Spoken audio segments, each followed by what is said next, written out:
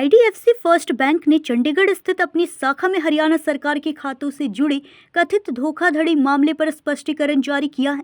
Bank की शुरुआती जांच में पाया गया कि कुछ कर्मचारियों ने जाली दस्तावेजों और भुगतान निर्देशों को क्लियर करने में कथित अनियमितता की, जिसमें बाहरी लोगों की संभावित मिलीभगत भी शामिल हो सकती है।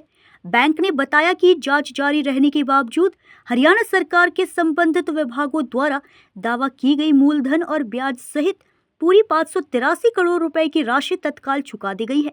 हरियाणा सतर्कता एवं भ्रष्टाचार विरोधी ब्यूरो के डीजीपी डॉक्टर अर्शिंदर सिंह चावला ने बताया कि मुख्य आरोपी रिभव, ऋषि और अभय को गिरफ्तार कर लिया गया है। रिभव की पत्नी स्वाति और उनके भाई को भी हिरासत में लिया गया है। रिभव पंचकुला निवासी है और सेक्टर 32 शाखा के प्रमुख थे। बैंक ने अपनी वित्तीय स्थिति को मजबूत बताते हुए कहा कि 31 दिसंबर 2025 तक उसे CRISIL से AAA रेटिंग और अन्य एजेंसियों से AA+ रेटिंग प्राप्त है। बैंक का कुल कस्टमर बिजनेस 5,62,090 करोड़ रुपए है। GNPA 1.69% और नेट NPA 0.53% है। हमसे और क्योंकि पहला टारगेट जो था जी वो डिपार्टमेंटों से ज्यादा था, जो एक्यूज है कहीं वो ना भाग जाए, क्योंकि अगर हम डिपार्टमेंटों के चक्कर में चलते रहते और इधर से एक्यूज सरक जाता तो ज्यादा परेशानी हो जाती। सरकारी आदमी तो भाग नहीं सकता, वो मिल जाएगा हमारे को। आप कोई चीज कहना अभी तक इन्वॉल्व पाया गया है या इनका अपना ही नेक्सस था? देखिए, अभी जांच बहुत शुरुआती दौर में है। ऐसा प्रतीत जरूर होता है कि कहीं ना कहीं कोई मिक्सअप जरूर होना चाहिए, लेकिन जब तक वो तसल्ली नहीं हो जाती और हम क्रॉस वेरीफाई नहीं करते, हम इसके बारे में इस समय पे टिप्पणी करना मोटर्स ऑपरेंडाई जी हमारे पास सामने आया है। कोई सुनता नहीं, वो इस समय बताना नहीं है, क्योंकि जो चीज आई है, बैंक अब सुबह 10 बजे खुले हैं, हमें वही चीज जो बताई गई है उसको पहले क्रॉस चेक करना होता है।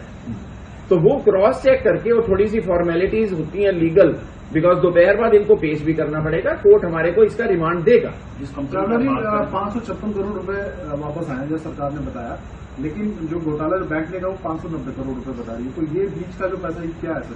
कुछ शुरुआती इसके अंदर ये भी आया है कि कुछ चंडीगढ़ के भी अकाउंट से शायद इसके अंदर है, चंडीगढ़ प्रशासन के।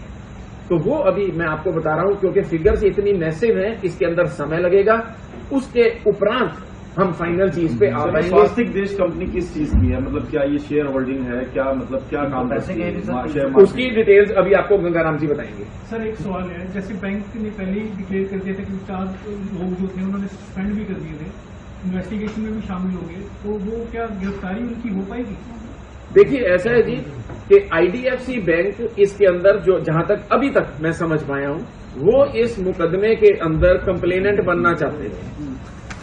जांच हरियाणा सरकार के एक विभाग ने करी और इसके ऊपर पूरी गहराई से जाया जा रहा था। तसल्ली करनी पड़ती है किसी भी बैंक के खिलाफ मुकदमा दर्ज करने के लिए, उससे पहले जांच होती है। इस जांच के दौरान बैंक को पता चला, तो बैंक मुकदमा अपनी तरफ से दर्ज करवाना चाह रहा था कंप्लेनेंट बन के। उन्होंने चंडीगढ़ में भी अप्रोच किया और उन्होंने मुंबई में भी अप्रोच किया, लेकिन पैसा हरियाणा सरकार का है जो मरा हुआ है। तो हमने दोनों जगह पे पहले ही बात कर ली थी कि मुकदमा हम यहां पर दर्ज कर रहे हैं, और क्योंकि अगर कोई फ्रॉड हुआ है तो लाइकली यहीं से हुआ होगा जहां पे हमारे हरियाणा सरकार के दफ्तर थे, जिनको उन्होंने कहा है।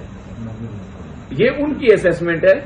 निश्चित तौर पे वो 4 नहीं, जितने भी होंगे वो सभी को गिरफ्तार किया जाए। सर, तो स्वास्तिक जो कंपनी आप बता रहे हैं उसके अकाउंट में डाला गया, तो क्या उनके अकाउंट फ्रीज किए गए हैं?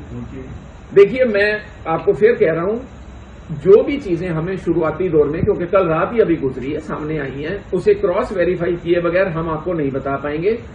शुरुआती दौर में इतना जरूर कह दूं कि फ्रीजिंग वाली कार्रवाई अकाउंट्स की, और शुरू में हमें यह डर भी था कि शायद जो मेन एक्यूज है रिभव, ऋषि, इसके बाहर जाने की भी 1-2 वीडियोस थी, तो हमने LOC वगैरह भी जारी करवा दी थी सभी एयरपोर्ट्स पे।